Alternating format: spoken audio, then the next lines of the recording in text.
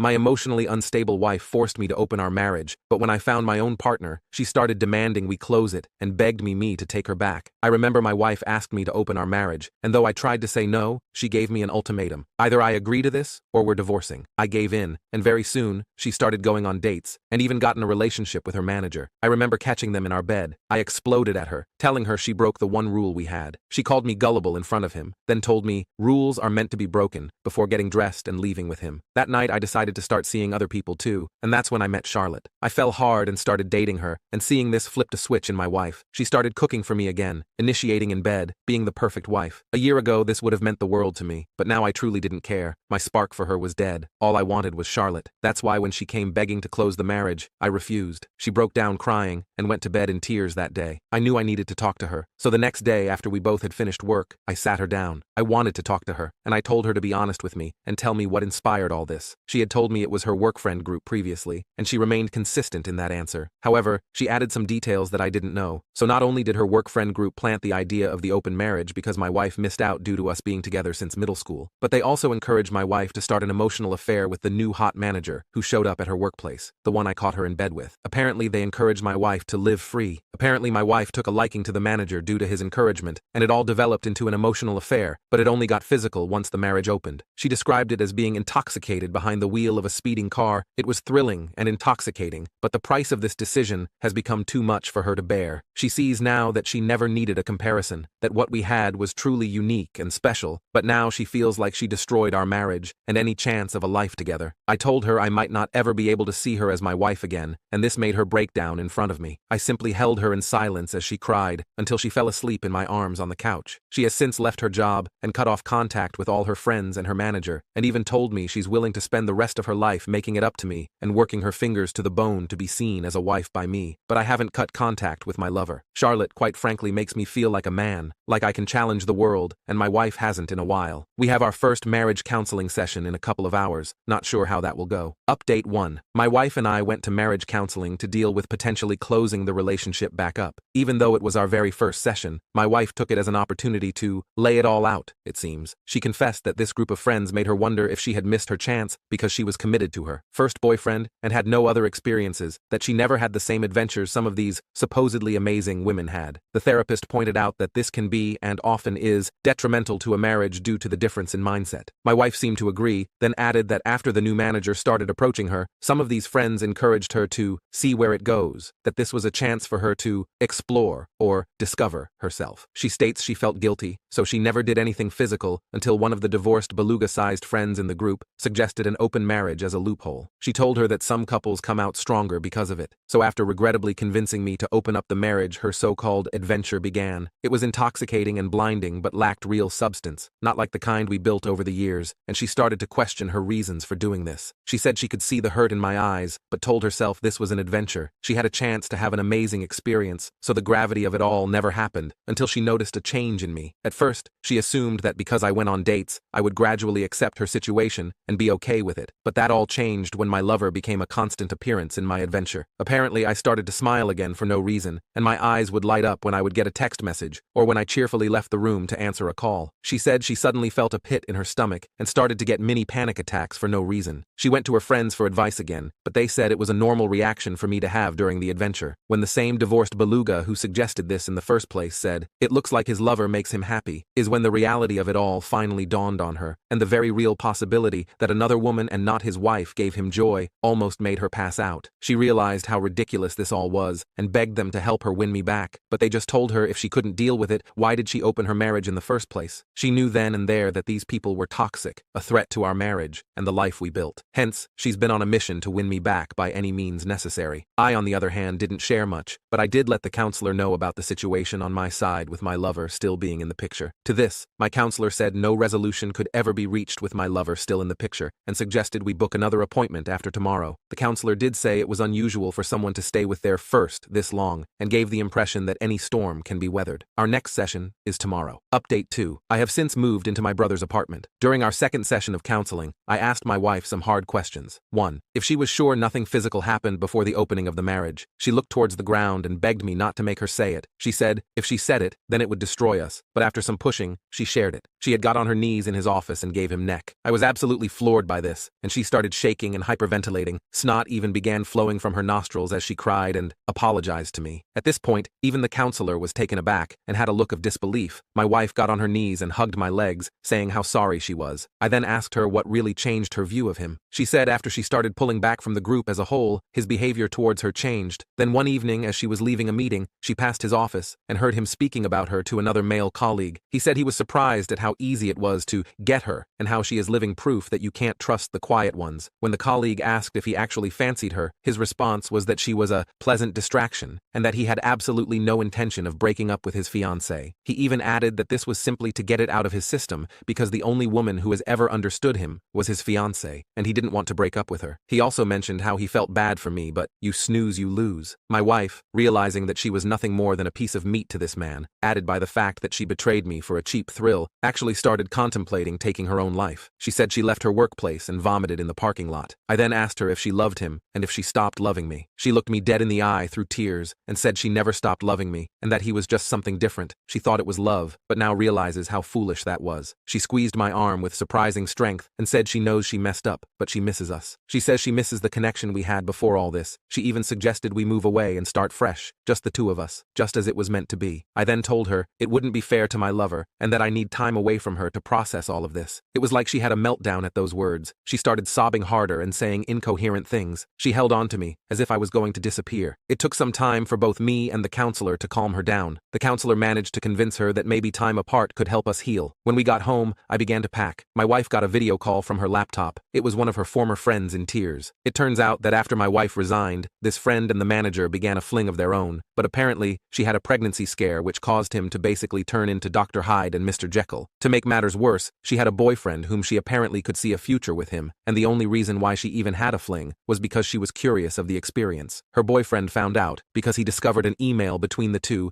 discussing the potential pregnancy, but the manager basically accused her of baby trapping him. Of course, he left her, and the reason why she made contact is because she was under the impression that my wife managed to save our marriage and was desperately seeking advice. I just turned and left and have been staying in the apartment ever since. Update 3. Turns out, the former friend who had the pregnancy scare with the manager was indeed pregnant. However, the stress of losing her boyfriend and being humiliated by the affair caused her to lose the baby. She basically turned ballistic and went full scorched earth on the manager. She exposed him to all upper management and his fiancée, who left him. The former friend actually got in contact with me. She wanted my side of the story because she was collecting evidence against him, but she wanted to do it in person, and I agreed. From the moment I saw her face, I knew she was broken. The dark circles under her eyes and her red-colored iris clearly showed she didn't get any sleep and was haunted by her own thoughts. She thanked me for agreeing to meet her and immediately apologized for her role in my wife's adventure. It turns out, her and my wife spoke again, and that's when she learnt I had moved out. She didn't shift the blame and wanted to take responsibility, hence why she wanted to meet in person. I thanked her for her efforts but asked her why she would go this far. She said losing both a child and the love of her life changed who she was at the core. She said she can hardly look in the mirror without feeling disgust, and she can hardly sleep because all she sees is her ex's face the day he found out. This woman clearly hated herself, and this meeting might have been a form of punishment for her. She tells me since fraternizing among co-workers is a breach of conduct, and more so because he was in a position of influence, he will most likely be fired and possibly blacklisted from that field as a whole. But the same may be true for her as well, and she has accepted it. She left after getting my side of the story and apologized again. I needed to get a few things from the old place, so I picked a time when I thought my wife wasn't home. Unfortunately, she was there, but what surprised me is that she had most of our wedding photos out on the coffee table, as well as others, and she was staring at them. When she noticed me, I could see she was crying. She tried to hug me, but I gently pushed her aside. She tried to offer me lunch, but I told her I wasn't hungry and that I wouldn't be long. I just needed a few things. Before I could proceed, she said she had something to show me. She pulled out her phone and showed me a message she received 2 days ago from her former manager who berated her. It was from a new number since she blocked his old one. Apparently, my wife helped her former friend expose him to all relevant parties and he was fuming. She thought by exposing the secret she was removing its power, as well as giving us a fighting chance. I told her I was glad that she had the courage to do that, but it doesn't change anything between us. I also informed her that I will be stopping marriage counseling, but will do individual counseling instead. This made her sob softly, and she said she understood. I know I am supposed to feel either elation of the actions taken or rage because it took this long, but I feel numb towards her. This isn't normal, hence why I want to address it in individual counseling and not marriage counseling. I have also seen a divorce lawyer at my brother's recommendation just to be safe, safe. As of now, I am not really willing to fight for this marriage, and it seems my wife can sense it. Before I left, she tried to initiate intimacy, but when I refused, she yelled and asked what Charlotte does for me that she can't. She said this in a voice so loud I am sure the neighbors heard. I shook my head and told her if she still couldn't tell after all that's happened, then it's clear where our marriage is headed and left.